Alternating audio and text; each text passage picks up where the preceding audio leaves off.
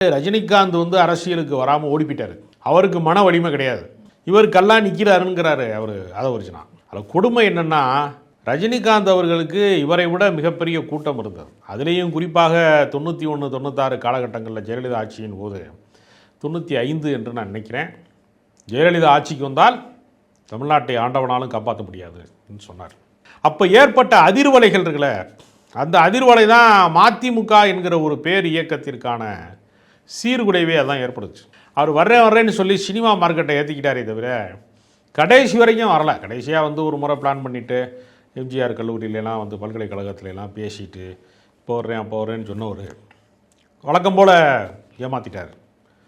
அவரை நம்பி தமிழறி மணியம் போன்றவர்களெல்லாம் கங்கணம் கட்டி கொண்டு அலைந்தார்கள். பல பேர் அவர் பின்னாடி போனாங்க. ஆனால் ரிசல்ட் என்னவாக இருந்துச்சு அப்படின்னு பார்க்கும்போது ஒன்றுமே இல்லை. ஆனால் ரஜினிகாந்த் ஒரு வகையில் புத்திசாலி. நம்ம தேர்தல் களத்தில் பெரிய தாக்கத்தை உண்டாக்க முடியாது என்பதை முன்கூட்டியே தெரிந்து கொண்டு அவர் தப்பி விட்டார்.